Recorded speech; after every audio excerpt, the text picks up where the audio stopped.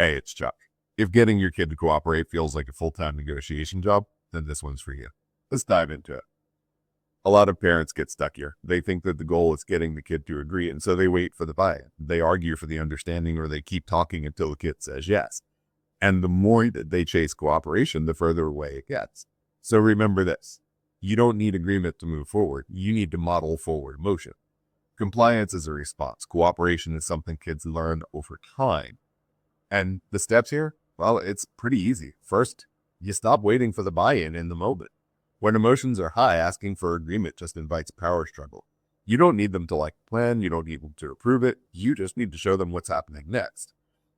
So that might sound something like, you don't have to agree with this, but this is what's happening. Calm, steady, no debate. Second, model the next step instead of talking about it. When adults keep explaining, the conversation becomes the task. So instead of saying something like, why aren't you doing this? Or we've been over this, or you need to understand, you move the moment forward. You open the door, you set the timer, you start the routine.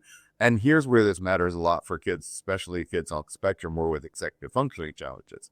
Doing it with them, not doing it for them, still gets the task done. You're not rescuing them. You're scaffolding. You're showing how to start, how to stay with it, how it ends. And because the task actually gets completed, you now have something to talk about later and help them to understand what they can do first on their own next time. The later conversation is where growth happens, not in the heat of the moment. And if arguing ramps up, this is where you disconnect. You pause the conversation, stop engaging with the back and forth, and let the plan stand, just like we talked about earlier in the series.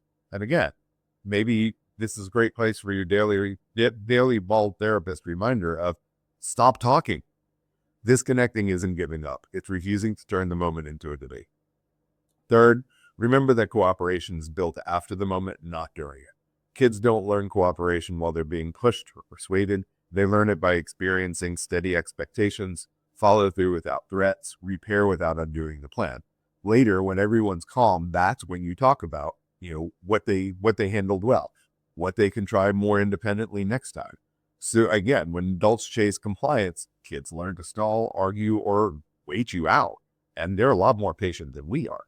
When adults model direction, stay steady, and know when to disengage, kids learn that moving forward doesn't depend on how loud or upset things get.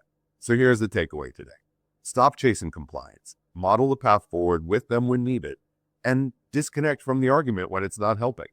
Next episode, we'll talk about one-sentence boundaries and why fewer words protect your authority better than longer explanations. Sounds to me like we're going to talk about how to stop talking. I'm Chuck, the bald therapist. Work on you, take no bullshit. Remember that you matter, and have a gentle rest of your day.